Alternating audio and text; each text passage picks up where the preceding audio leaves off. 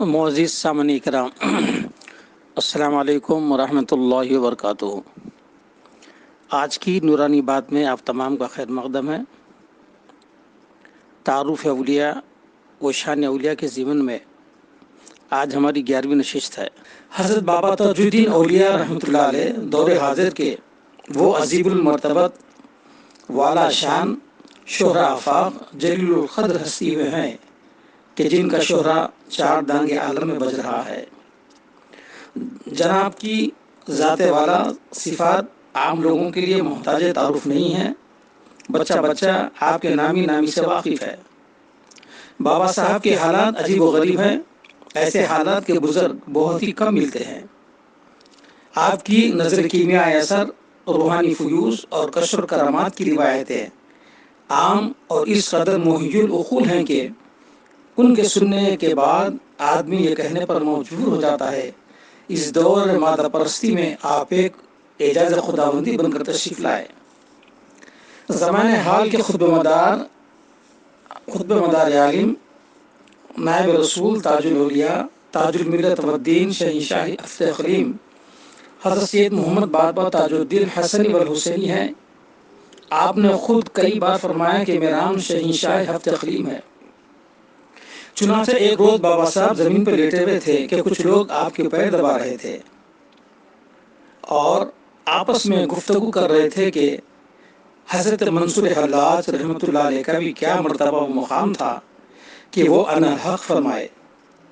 یہ سن کر بابا صاحب ایک دم اٹھ کر بیٹھ گئے اور مسکراتے ہوئے ارشاد فرمایا کہ منصور بچہ تھا، بچہ بند مٹھی کھول دی اور کہا کہ جی ہم شہنشاہ ہفت اقلیم ہے، قیامت تک تاج الدین کی مٹھی بند رہیں گی۔ یہ پھر کہہ کر بابا صاحب لیٹ گئے۔ حضرت بابا تاج الدین رحمۃ اللہ علیہ کا اسم گرامی سید محمد بابا تاج الدین ہے۔ شہنشاہ ہفت اقلیم تاج الاولیاء والملت والدین آپ کے القابات ہیں۔ آپ حضرت سیدنا امام حسن عسکری کی اولاد سے ہیں۔ آپ کے آبا و اجداد مدینہ پاک سے روانہ ہو کر مدراس کے علاقے میں متوطن ہوئے۔ حضرت بابا صاحب کے خاندان میں کئی حضرات اولیاء کرام گزرے ہیں۔ آپ کی ولادت باسعادت 5 رجب 1268 ہجری مطابق 27 جنوری 1862 بروز دوشنبہ بوقت فجر ہوئی۔ بابا صاحب کا ابجد کے لحاظ سے تاریخ کے نام چراغ دین نکلتا ہے۔ آپ کے والد محترم کا اسم گرامی مولانا سید بدر الدین صاحب رحمۃ اللہ علیہ تھا، جو فوج میں صوبیدار تھے۔ آپ کی والدہ ماجدہ محترمہ سیدہ مریم بی بی صاحبہ تھیں، جو حضرت شیخ مینا صوبیدار میجر کی صاحبزادی تھیں۔ حضور بابا صاحب عام بچوں کی طرح کھیل کود سے دلچسپی نہیں رکھتے تھے۔ آپ بچپن ہی سے بہت کمگو، سلیم الطبع اور بے حد رحمدل تھے۔ غربہ پروری، حاجت روائی کو آپ اپنا فرض سمجھتے تھے۔ آپ ہر قوم پر انتہا درجہ شفقت فرماتے۔ آپ کی عنایت ہر مذہب و ملت کے لوگوں پر یکساں تھی۔ 19 سال کی عمر میں جب آپ برطانوی فوج میں شریک ہو کر ساگر چلے گئے، دوران ملازمت خود بخود آپ کے کشف و کرامات کا ظہور ہونے لگا اور آپ کی خفیہ عبادت کرنے کا راز بھی فاش ہو گیا۔ آپ نے اپنے بڑی فوجی افسر سے یہ کہہ کر ملازمت چھوڑ دی کہ حضرت ہم سے 2 ملازمتیں نہیں ہوتی، لو اپنی نوکری سنبھالو۔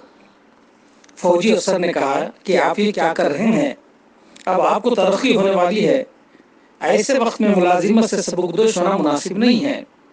حضور بابا صاحب نے ارشاد فرمایا کہ ترقی تو جو ملنی تھی وہ مل گئی ہے، اور ملازمت ترک کر کے محویت اور بے خودی اور استغراق کے عالم میں خندرانہ گھومتے رہے اور پھر اچانک ایک عرصے تک غائب ہو گئے۔ ایک عرصے کے بعد ایک عرصے تک حضور بابا صاحب جنگلوں میں محوی عبادت کرتے رہے اور لوگوں نے دیکھا کہ وہاں شیر آ کر قدم چوما کرتے تھے۔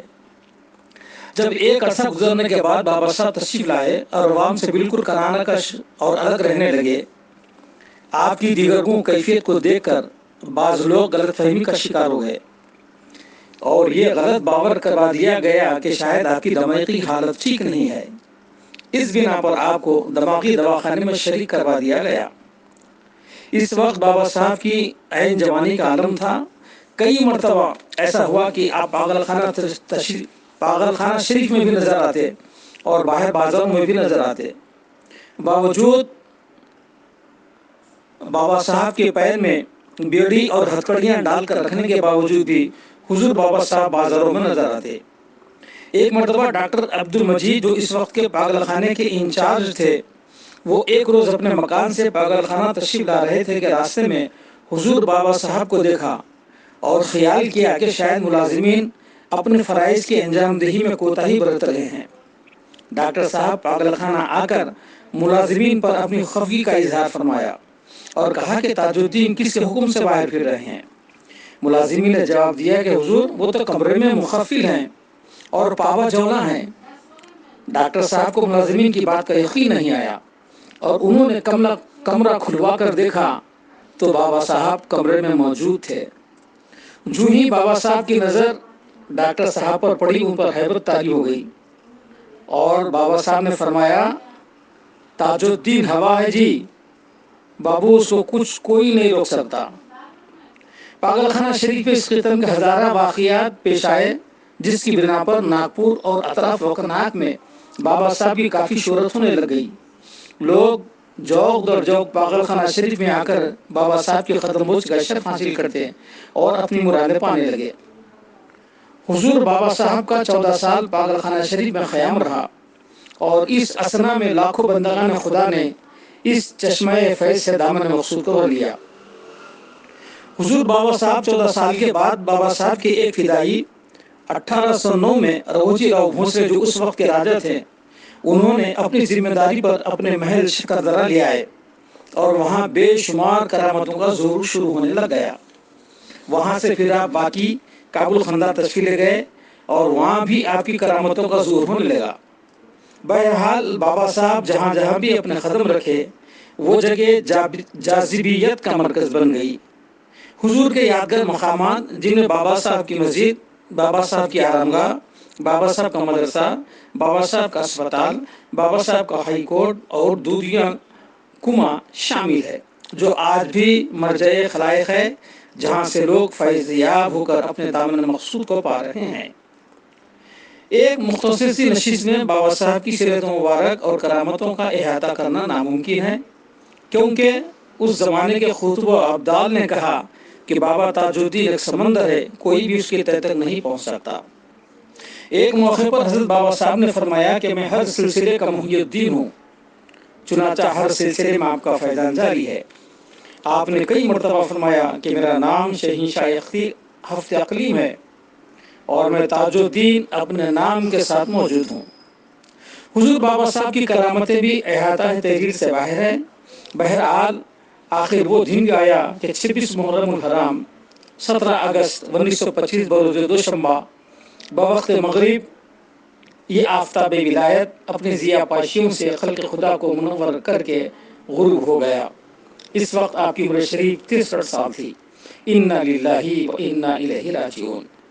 ہر سال بابا صاحب کے عرس کی تقریب ماہ محرم الحرام میں 22 تا 29 محرم بہت ہی عظیم الشان پیمانے پر ہوتی ہے، جس میں لاکھوں زائرین دنیا کے مختلف مقامات سے تشریف لا کر اپنے دامن مراد کو بھرتے ہیں۔ اس سال یعنی 2020 میں انشاءاللہ بابا صاحب کا 98واں سالانہ عرس ہوگا۔ آپ کی بے شمار کرامتیں ہیں۔ آپ نے کئی مردوں کو زندہ فرمایا اور چاند کے ٹکڑے کر دیے اور پانی میں بھی راستہ بنایا۔ آئیے اختتام پر چند کرامت کا ذکر کر کے میں اپنی بات کو ختم کرتا ہوں۔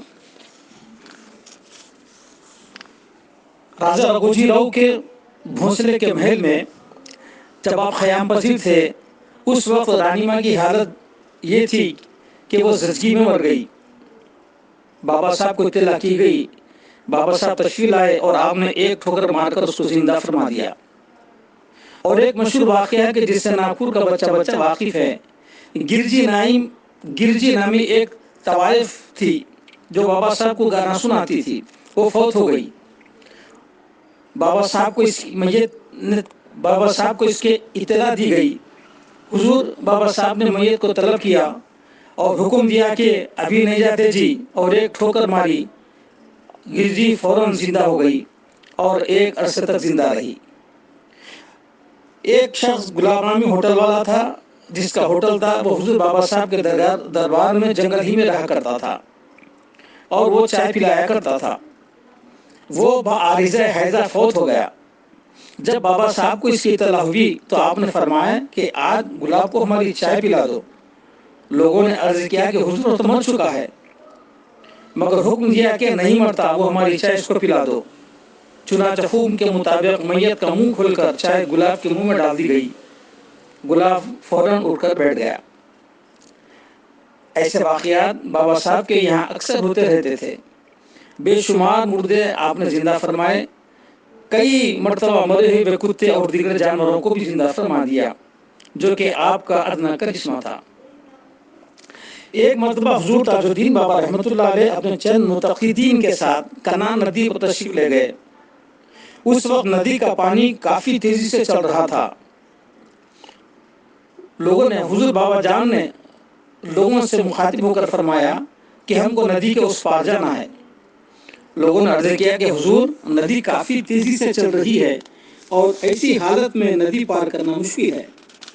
حضور بابا تاج الدین رحمۃ اللہ علیہ قریب ہوئے اور اپنی انگشت مبارک سے اشارہ فرمایا۔ حضور کا اشارہ فرمانا تھا کہ کنان ندی دو حصوں میں بٹ گئی اور درمیان میں راستہ ہو گیا، اور حضور بابا صاحب اور تمام لوگ کنان ندی کو اس پار چلے گئے۔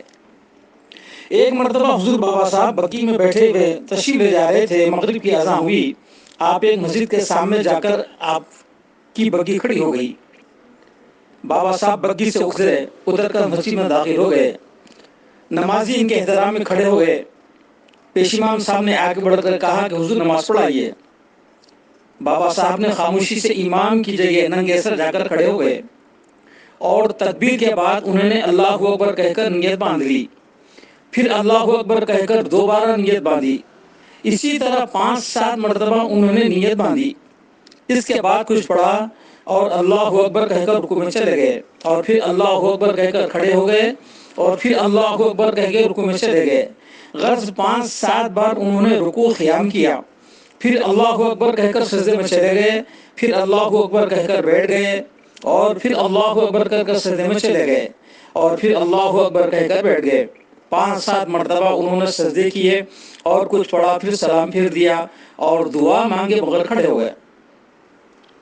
مقتدیوں میں سے کچھ نے نماز دہرا لی اور کچھ نے نہیں دہرائی۔ چلتے وقت بابا صاحب نے کہا، تم لوگ جیسا کتاب میں لکھا ہے ویسی نماز پڑھتے ہیں، اور ہم کو جیسا کتاب والا پڑھاتا ہے ہم ویسی نماز پڑھتے ہیں۔ غرض کہ زندگی بھر آپ سے گناہوں کرامتوں کا ظہور ہوا ہے، اور آج بھی آپ کا فیضان جاری وہ ساری ہے۔ بہرحال حضور سرکار تاج الاولیاء کے کرامتوں کے لیے بھی جو ہے ایک ضخیم کتاب تحریر ہو سکتی ہے۔ میں نے صرف چند کرامتوں کا آپ لوگوں کے سامنے اظہار کیا ہے۔ بہرحال آج کی تاریخ کی مناسبت سے حضور بابا صاحب کی نورانی زندگی کے کچھ نورانی واقعات پیش کرنے کی میں نے سعادت حاصل کی۔ بابا صاحب اپنی بارگاہ میں اس چھوٹی سی خدمت کو قبول فرما کر اپنی غلامی کا شرف بخشے۔